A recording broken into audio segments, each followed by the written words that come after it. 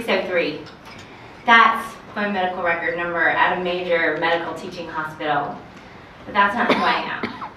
I am Gina Hollenbeck, and I have 2 young sons, and I have a husband who loves me very, very much.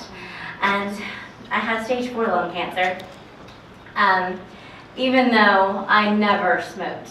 I've never been exposed to secondhand smoke, and I have no risk factors. I have stage 4 lung cancer. I want you to know why I'm so passionate about advocating for lung cancer. And I have to take you back to July 3 years ago, 2015. And that is when I was running half marathons. I was a competitive tennis player, working in a hospital as a nurse, and I was also the clinical director of a nonprofit. I was working pretty hard, and I noticed a little bit of shoulder pain. And with my shoulder pain, I went to an orthopedic doctor, and I worked out a lot, so I thought it wasn't really a big deal. And the next thing that happened is I started coughing. And as a nurse, this cough just wouldn't go away. It was a non-productive cough. So I went to my OBGYN, and my OBGYN said, I think it's probably seasonal allergies. Let's put you on some Allegra. It's a great idea. So I did it, and that didn't work either. My cough kept going. So then I went to my ENT, and I kept complaining. And he said, well, it's probably gastric reflux. So he put me on some medicine. I was 37 years old, the picture of health. I ate organic. I did everything right. I didn't look like any of those commercials. I didn't smoke. I didn't do any of those things. And so I kept getting passed off. So then I kept coughing, and one day I called into work and I said, I don't know what's wrong with me, but I'm not coming into work. I gotta figure out what's going on with me. So I talked to my friend who worked at a diagnostic imaging center, and I said, hey, can I get a chest x-ray? She said, sure, do you have a doctor's order? We can work you in today. And I said, no, I don't have a doctor's order, but how much does it cost? I'll just pay for it. She said it's $75.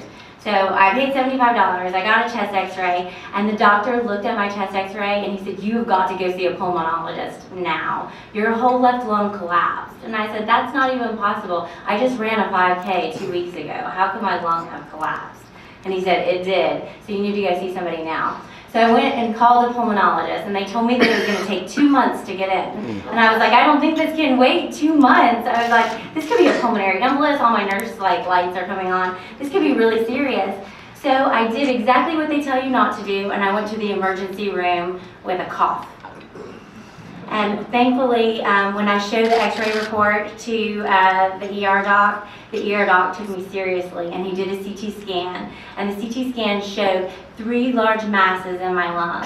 And he told me, I have a friend who's a pulmonologist, and I can get you in tomorrow, and you can go get a biopsy. And I said, wait a minute, biopsy? Does that mean cancer? And he said, no. We're trying to look at this, and we're trying to figure out, is this pneumonia or is this histoplasmosis? Because you're 38 years old, you've never smoked, you don't have any risk factors. This can't be lung cancer.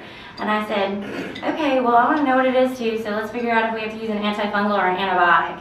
And so the next day I went to the pulmonologist, and again, he said, well, I'm going to biopsy it. And I said, okay, I got shoulder pain, a non-productive cough that's been lasting for a little while, and I'm losing weight. So do you think this could be cancer?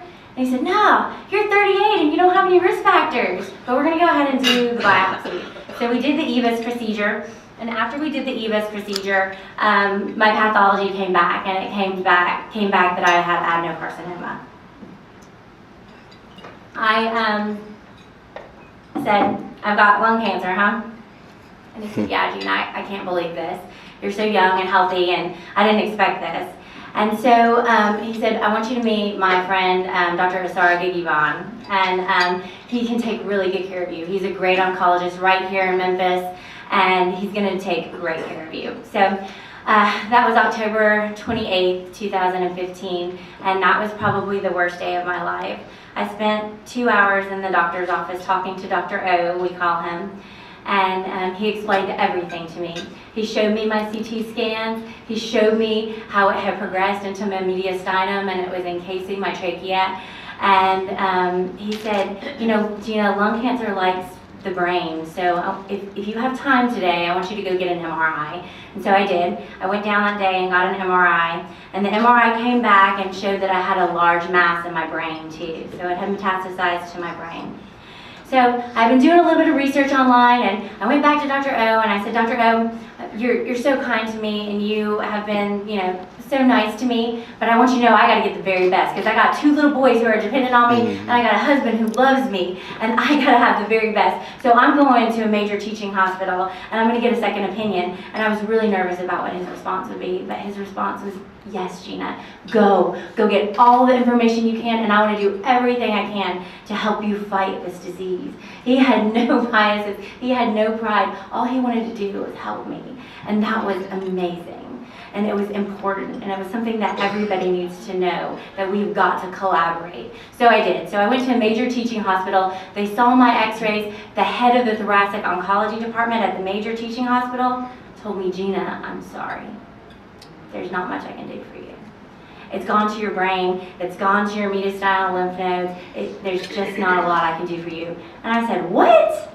There's not and I said, that's not good enough. Nope. I need to see some more doctors. I want to see a hematologist, I want to see a radiation oncologist, I want to see a neurosurgeon. I need to see some more doctors here at this major teaching hospital, because you can't do anything for me is not good enough. I heard that at a major teaching hospital.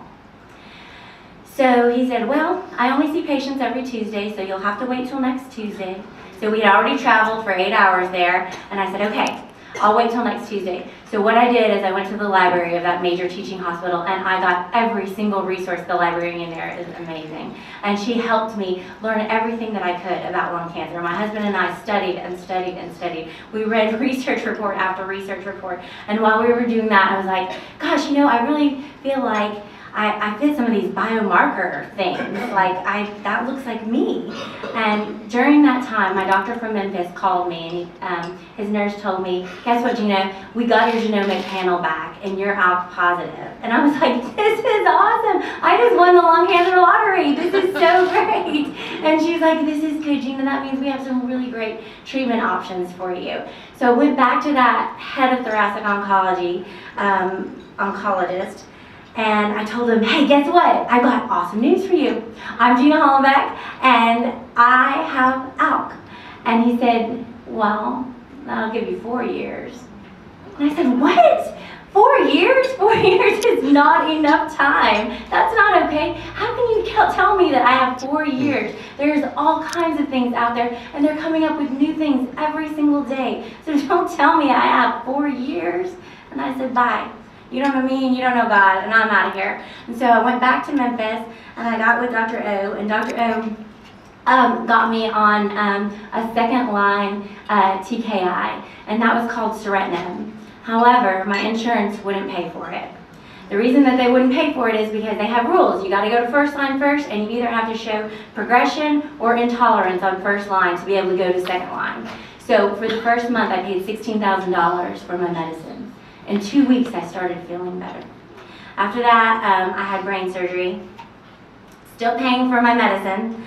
I had brain surgery to remove the large tumor. So we did a craniotomy to remove the large tumor in my head.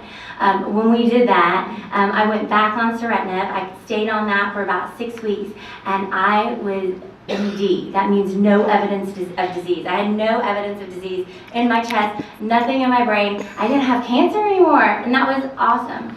So with some gentle persuasion, I talked to my thoracic surgeon, and I asked him if he would remove my lung. And I knew that it was kind of iffy. I was stage 4, and I knew that people didn't usually do this, but I just wanted to try, because maybe, just maybe, I could be the first stage 4 lung cancer patient who could be cured.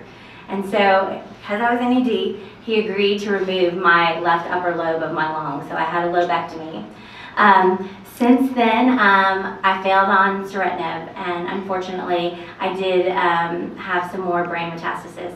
Oh, I forgot to tell you. My insurance, remember, wasn't paying for my medicine. Eventually, I ran out of money, so I had to go to crizotinib, which was the first line TKI. When I did, I got 5 more brain mets. 5 tumors. So I had progression. I didn't have to prove intolerance. All I had to do was have progression. So then they started paying for my seratinib. I stayed on seratinib for 7 more months, and then I progressed again. When I progressed again, I went on to the next TKI, which was alectinib. And alectinib did really great for me for about 7 months. And after 7 months, I progressed on it again. So we increased my dose of alectinib, and that's where I am now, and I've been on that for 24 months. And that's pretty incredible, about 12 months more than the average. So I'm waiting in between scans. Every 3 months I have scans, and we're waiting for it to come back. Eventually it will. But it's not here yet, and I'm alive today, so I'm gonna make every day count. But when I was going through all of that, I was on the phone with insurance companies 8 hours a day, fighting for them to pay for my treatment. They didn't pay for my biomarker testing. They said it was experimental. They wouldn't pay for my second-line TKIs that crossed the blood-brain barrier. They said that you had to do it in this certain order. And so that's what I'm going to reach out to you to do. Can we move on past this? Can we learn to get better standards of care?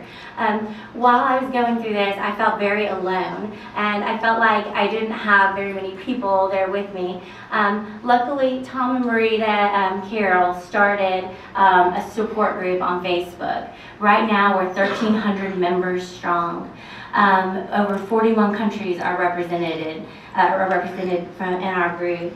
Marita died last April, and in our group, every week, at least one person dies from lung cancer. And they're ALK-positive, and they have biomarkers. A lot of us came together and we decided that there needed to be something more done when it came to lung cancer. So some highly motivated individuals came together and we decided that we were going to do something about it.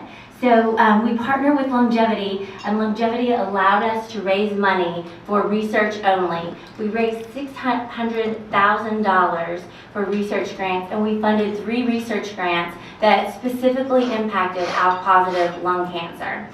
They're all 3 focused on immunotherapies, and it's really exciting. They're already proving their results.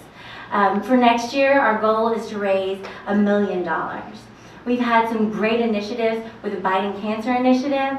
We attended the Biden Cancer Summit in September of 2018. We went to the National Press Club with Dusty, who allowed us to have a voice there. We're here at the National Lung Cancer Roundtable. Guardant 360 and Foundation are helping us to figure out where we can go, and we're beginning an oncogene collaborative where we can get other people with other oncogenes on board so that we can have a big voice when it comes to biomarker testing. Biden Cancer Commitment, we are a living proof that 100% of non-small cell lung cancer patients benefit from the existing life-altering biomarker testing and treatment. My story is pretty great. I'm not going to lie, because of a lot of the work that many of you have done right here. I was able to work out and run 3 miles in the gym this morning. So that's who I am, and that's where medicine has brought us. My story is great, but I want you to know that I'm not the only one. There's lots of survivors out there, and we need you. We need you to see that we're patients, we're not just numbers. We're people behind the slides. There's lots of us. We need you to move past the message of prevention. We need you to lose the stigma associated with lung cancer. Can we agree that prevention is not going to save everyone and move on to figuring out what is driving cancer and stop it? We need early detection, we need research with implementation, we need biomarker testing, personalized medicine, multi-D collaboration, and that is what's going to hit the mission of the Lung Cancer Roundtable. That is what's going to decrease lung cancer mortality. We don't want you to feel sorry for us, we want you to join us. We want you together with us to help us change the face of lung cancer. We believe together that we can do this. We have to make this personal, and we have to make sure that the patients are who we're fighting for. Thank you.